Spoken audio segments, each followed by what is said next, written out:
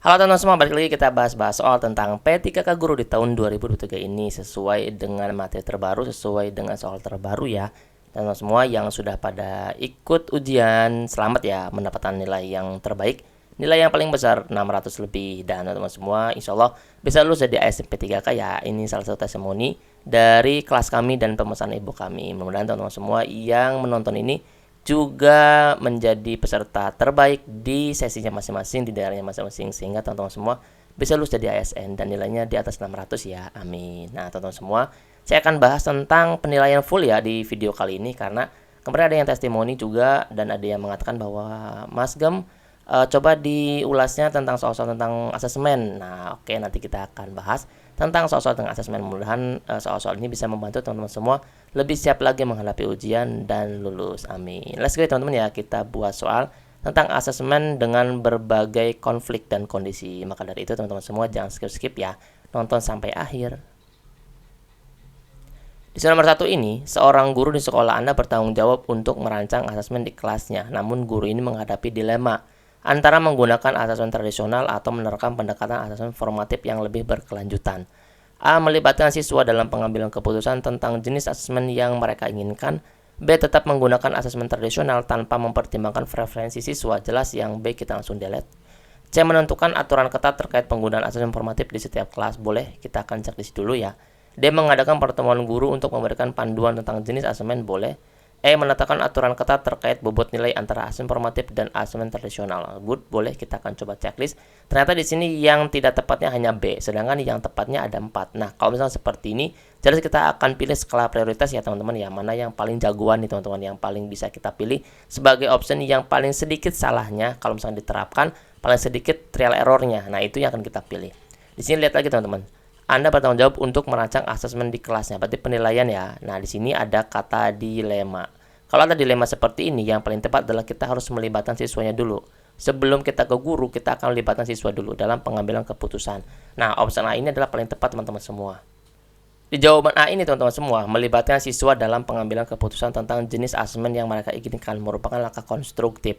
Berikut adalah beberapa alasan teman-teman semua mengapa solusi ini yang paling efektif. Yang pertama adalah partisipasi aktif siswa. Dengan melibatkan siswa, guru memberikan mereka kesempatan untuk menyuarakan preferensi yang memberikan masukan terkait jenis asesmen yang paling efektif.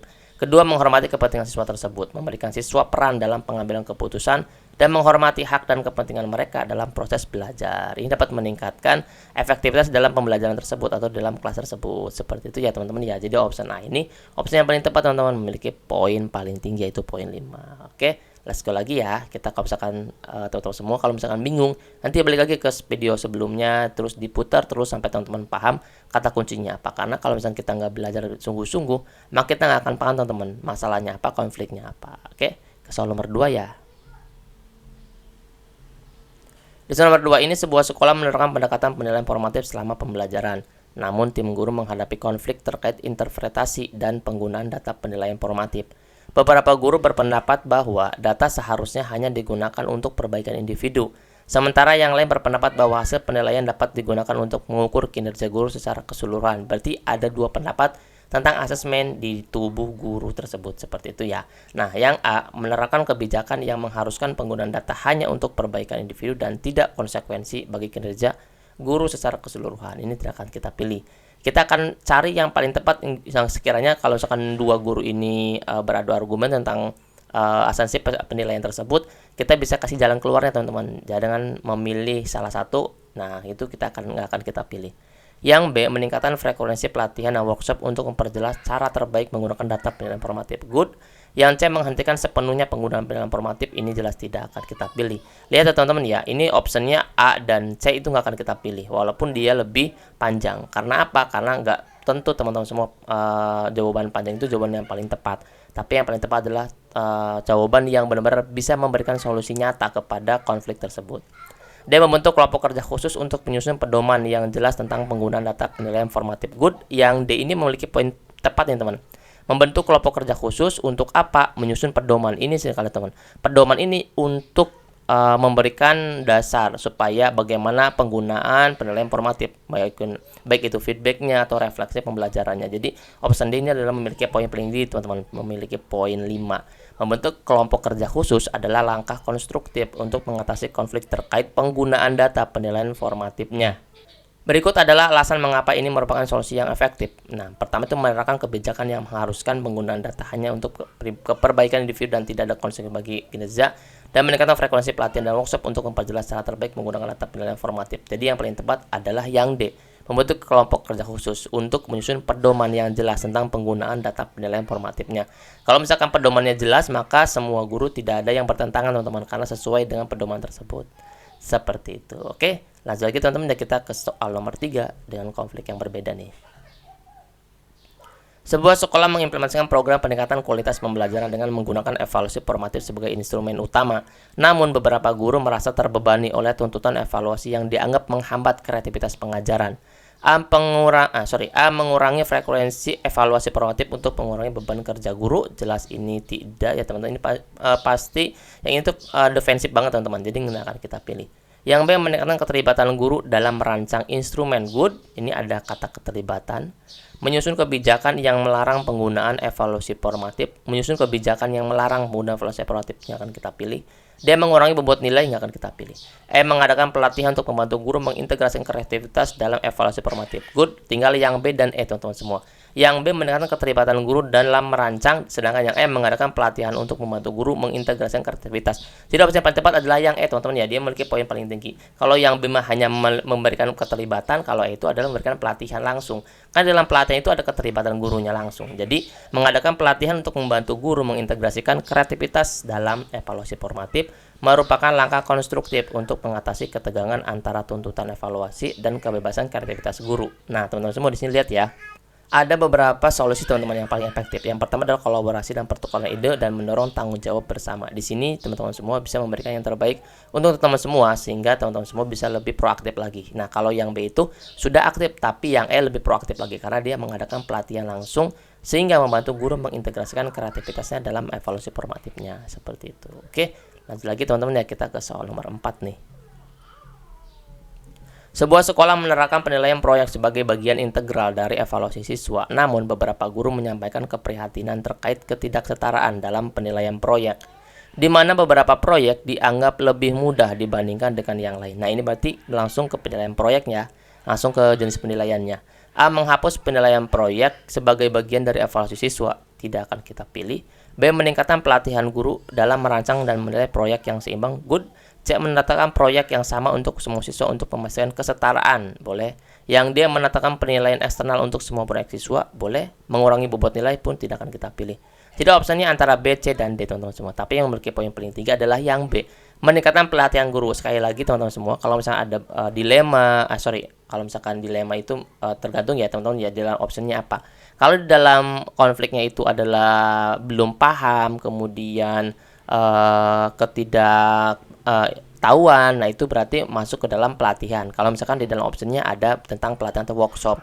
Kalau misalkan di dalam optionnya itu tidak ada pelatihan, maka cari yang bisa masuk ke dalam penambahan ini teman-teman, ilmu guru tersebut sehingga bisa menerapkan penilaian atau ilmu yang akan diterapkan di dalam pembelajaran. Nah, kalau misalkan di dalam soal nomor 4 ini kan ada tentang peningkatan pelatihan guru. Nah, tadi pun soal sebelumnya pun ada tentang workshop dan pelatihan. Itu kan kita pilih, itu memiliki poin paling tinggi daripada yang lainnya karena itu sebagai pemberian kompetensi kepada guru tersebut. Nah, option ini teman-teman semua untuk peningkatan keterampilan guru dan pemahaman guru sehingga menjadi ilmu yang lebih mendalam lagi. Gurunya mendapatkan pelatihan tambahan dapat memiliki pemahaman yang lebih mendalam tentang prinsip-prinsip penilaian yang adil, seperti itu. Oke, let's go lagi teman-teman ya, kita ke soal nomor 5 nih. Sebuah sekolah menerapkan penilaian proyek untuk mengevaluasi kemampuan siswa dalam menerapkan pengetahuan mereka. Namun beberapa siswa merasa tidak nyaman dengan format penilaian ini dan merasa bahwa proyek tidak mencerminkan berbagai keahlian mereka. Langkah konstruktif yang dapat diambil oleh guru untuk meningkatkan keberagaman dan kenyamanan siswa terkait penilaian proyek adalah yang mana? Apakah A. Meminta setiap siswa untuk mengikuti proyek yang sama untuk menilai keberagaman? B. Memberikan ruang bagi siswa untuk memilih dari berbagai proyek yang mencerminkan keahlian mereka? C. C. Meningkatkan bobot nilai dari penilaian proyek untuk mendorong partisipasi siswa dan menyusun pedoman penilaian yang lebih kompleks. Good. Mengurangi tingkat kesulitan proyek. Jelas kita akan pilih. Opsi yang paling tepat adalah yang mana teman-teman semua? Yang B ya. Memberikan ruang bagi siswa untuk memilih dari berbagai proyek yang mencerminkan keahlian mereka. Di sini teman-teman semua mengakui keberagaman keahlian. Siswa memiliki keberagaman dalam keahlian dan minat mereka. Memberikan opsi proyek yang berbeda memungkinkan setiap siswa untuk mengeksplorasi dan mengekspresikan keahlian mereka dengan cara yang paling sesuai. Meningkatkan keterlibatan siswa, memberikan pilihan proyek dapat meningkatkan keterlibatan siswa karena perasa mereka teman-teman semua dapat mengontrol segala proyek yang ada di sini teman-teman semua. Option B, memberikan ruang bagi siswa itu bisa mengekspresikan. Nah, memilih dari berbagai proyek yang mencerminkan keahlian mereka. Sesuai dengan keahlian mereka saja teman-teman semua. Ini salah satu untuk peningkatan kebutuhan pembelajarannya. Jadi kita akan menyesuaikan dengan kebutuhan siswa tersebut. Jadi option B itu adalah opsi yang paling tepat, yang paling tinggi. Yang kalau misalkan teman-teman semua masih hafal, kemarin pernah kita bahas tentang profesional. Nah, guru yang profesional seperti apa? Kemudian guru yang akan menitik beratkan pada kebutuhan siswa itu yang paling tepat, yang memiliki poin paling tinggi kalau misalkan ada di option teman-teman semua. Untuk besok teman-teman semua pasti bisa menyelesaikan soal-soal SJT ini dengan baik, memiliki poin lebih daripada 600 daripada alumni kami, insya Allah bisa. Nah teman-teman semua, alumni kami sudah membuktikannya, tinggal sekarang teman-teman semua lebih optimis lagi untuk besok melakukan soalnya ya. Nah, teman-teman semua yang belum memesan ebook soal P3K terbaru, teman-teman semua karena kelasnya sudah tutup, silakan teman-teman masih bisa memesan ebooknya ya. Dan alhamdulillah ebooknya sudah dirasakan untuk teman-teman semua yang sudah ujian dan itu terbantu semua. Mudah-mudahan teman-teman semua yang beli ebooknya, yang mempelajari ebook dan video, dan karena nanti kan dikirim satu link Google Drive-nya ya, nanti di situ ada triknya, ada materinya juga. Untuk teman-teman semua yang masih lama, teman-teman semua bisa baca-baca ya.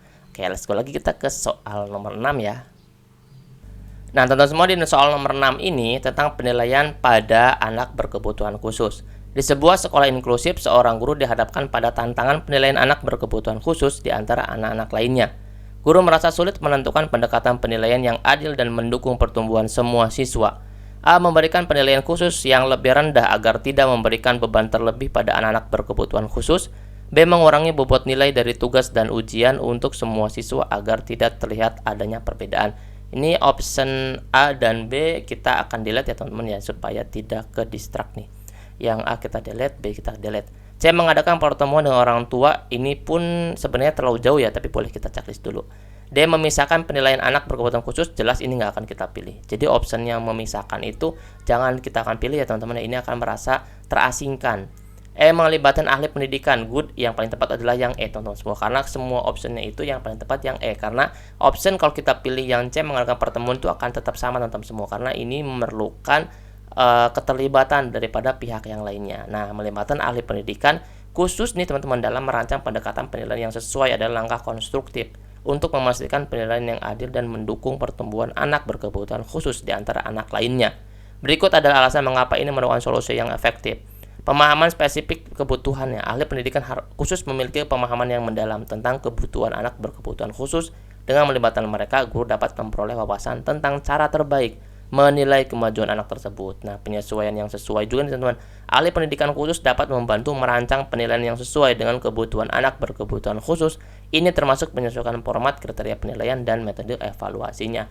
Jadi opsi yang paling tepat adalah yang E, melibatkan ahli pendidikan khusus dalam merancang pendekatan penilaian yang sesuai, seperti itu. Oke, let's go lagi teman-teman ya, kita ke soal nomor 7.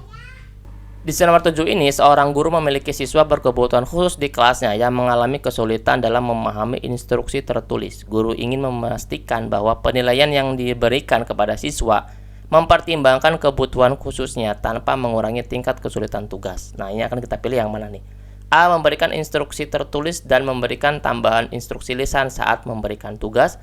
B. Mengurangi tingkat kesulitan tugas untuk memudahkan pemahaman siswa. Ini nggak akan kita pilih. C. Memberikan waktu tambahan untuk menyelesaikan tugas tanpa mengubah tingkat kesulitan.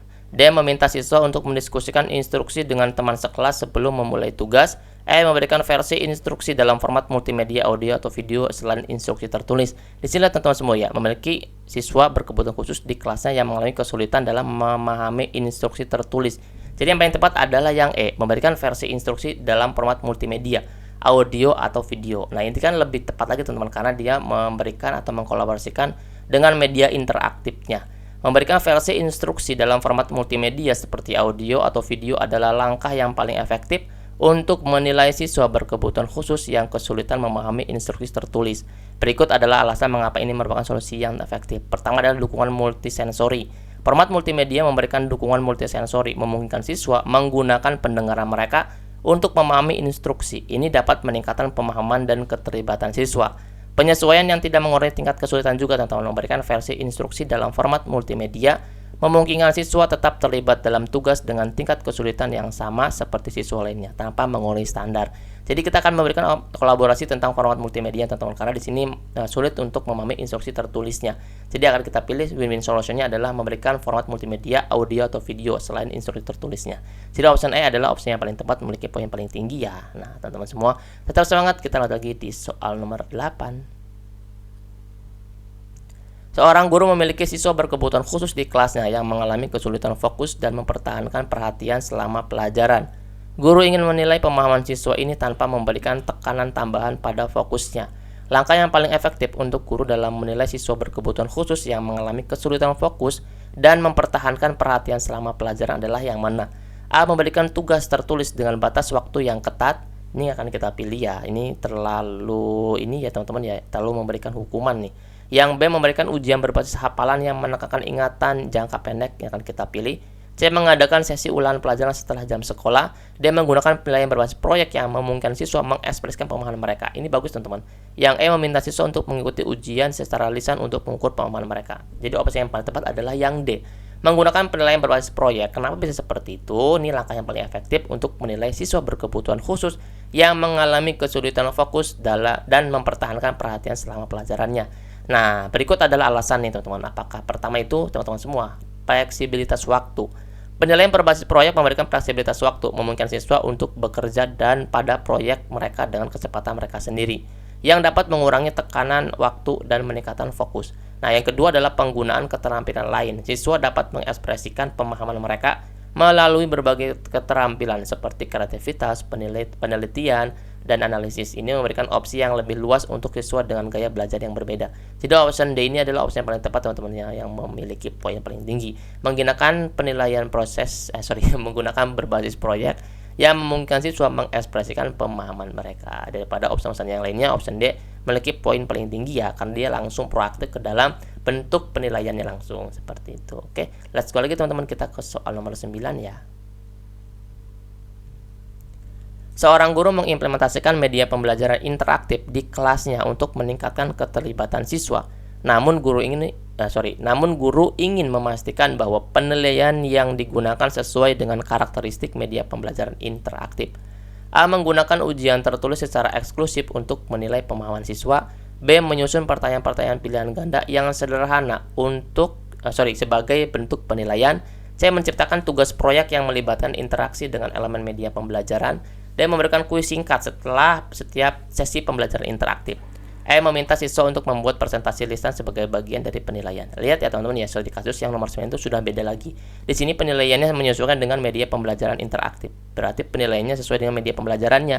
Nah, bagaimana teman-teman semua memastikan bahwa semua penilaian ini digunakan sesuai dengan karakteristik media pembelajaran itu. Jadi penilaiannya itu sesuaikan dengan media pembelajaran interaktifnya. Nah, itu kan kita harus sering banyak, teman-teman semua, mencari soal-soal yang beraneka ragam, yang kesulitan-kesulitan itu yang harus kita pahami. Nah, dengan seperti itu, teman-teman insya Allah akan mendapatkan nilai yang tinggi.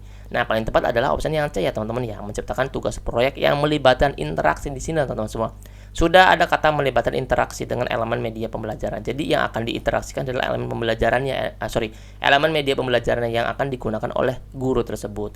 Nah, ini teman-teman semua, solusi ini paling efektif itu dikarenakan pertama mengukur pemahaman yang mendalam, kedua adalah menggabungkan teori ke dalam praktik. Interaksi dengan elemen media pembelajaran memungkinkan siswa menggabungkan teori yang mereka pelajari dengan pengalaman praktis untuk meningkatkan pemahaman konsep tersebut. Jadi opsi C ini adalah opsi yang paling tepat, teman-teman semua, menciptakan tugas proyek yang melibatkan interaksi dengan elemen media pembelajarannya. Oke, nah teman-teman semua jangan kejebak ya dengan opsi-opsi yang hampir mirip, teman-teman semua. Pasti nanti teman-teman semua pasti mendapatkan nilai-nilai yang tinggi, insya Allah, amin ya. Kita lanjut lagi ke soal nomor 10. Seorang guru menggunakan platform pembelajaran online yang interaktif untuk mengajar siswanya. Guru ingin menilai pemahaman siswa terhadap materi pembelajaran menggunakan penilaian yang sesuai dengan konteks pembelajaran online. Nah, ini beda lagi nih, teman-teman. Langkah yang paling efektif untuk guru dalam menilai pemahaman siswa melalui platform pembelajaran online adalah yang mana? A. Menyusun kuis online dengan pertanyaan pilihan ganda yang menilai konsep inti. B. Mengadakan rapat video individual dengan setiap siswa untuk membahas pemahaman mereka. Kalau mengadakan rapat video individual ini terlalu tidak efektif ya teman-teman ya, karena ini kan individual. Kalau video itu kan berarti kan misalkan lagi Zoom kan bisa keseluruhan ya, ini tidak efektif. C. Membuat forum diskusi online di mana siswa dapat berbagi pemahaman dan pandangan mereka. D. Menugaskan tugas kelompok yang memanfaatkan fitur kolaboratif di platform online. Good, ini bagus teman-teman. Memanfaatkan fitur kolaboratif di platform online. Jadi opsi yang paling tepat adalah yang D. Menugaskan tugas kelompok yang memanfaatkan fitur kolaboratif di platform online adalah langkah yang paling efektif untuk menilai pemahaman siswa melalui platform pembelajaran online.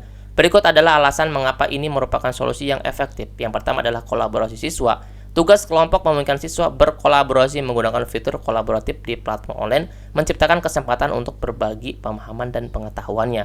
Yang kedua adalah pemahaman konsep dalam konteks penerapan.